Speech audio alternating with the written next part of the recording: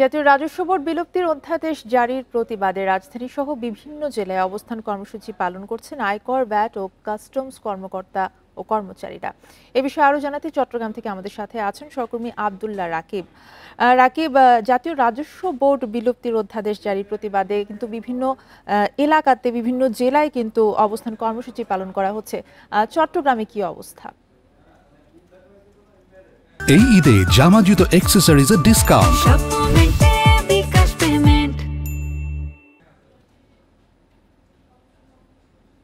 চট্টগ্রামে একই অবস্থা। গত 5 দিনের কলম বিরতির পর গতকালকে সচল হলেও কিছুটা স্বস্তি ছিল এখানকার যারা সেবাগ্রহীতা আছেন, যারা আমদানিকারকের প্রতিনিধি। কিন্তু আজ সকাল থেকে আকস্মিকভাবে সকাল 9টা থেকে যখন অবস্থান কর্মসূচি শুরু হয়, যারা এখানে বিভিন্ন কাজের জন্য এসেছেন আমদানিকারকের প্রতিনিধি, তারা আসলে বিপাকে পড়েছেন, বলা চলে এক ধরনের জিম্মি অবস্থায় পড়েছেন। সকাল থেকে তারা ঘুরছেন কাস্টমস হাউসের চত্বরে, কাস্টমস হাউসের প্রতিটি ডেস্কে, কিন্তু কোনো ধরনের অফিসার নেই।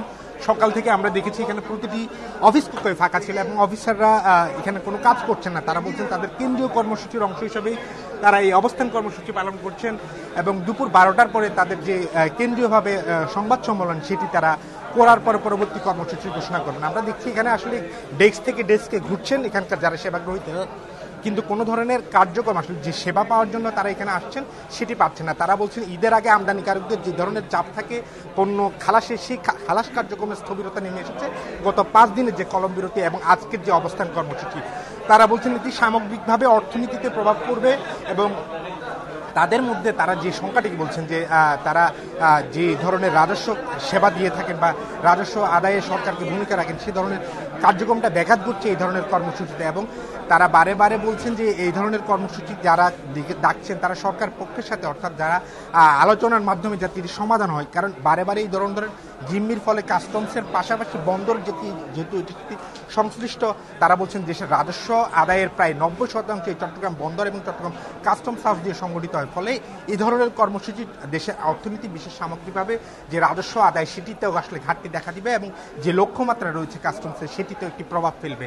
এবং তারা যেটি বলছেন, তারা এখানকার কর্মকর্তারা তাদের যে কেন্দ্রীয় কর্মসূচি সেটির আগ পর্যন্ত তারা আসলে তাদের এই যে কার্যক্রমের স্থবিরতা এবং যে এখন পর্যন্ত তারা যে কার্যক্রম থেকে বিরত রয়েছেন সেটি তারা করবেন না। পরবর্তী কর্মসূচির পরে হয়তো বা তারা কাজে ফেরত যেতে পারেন, নতুবা নতুন কর্মসূচিতে তারা আসলে কার্যক্রম বন্ধ রাখতে পারেন। এখন পর্যন্ত চট্টগ্রামের কাস্টমস হাউসের যে স্থবিরতা সেটি এখনো বিরাজ করছে। এখানকার সেবাগ্রহীতারা এখনো বিপাকে বা দুর্ভোগের মধ্যে পড়েছেন। আব্দুল্লাহ রাকিব জানাচ্ছিলেন চট্টগ্রাম থেকে।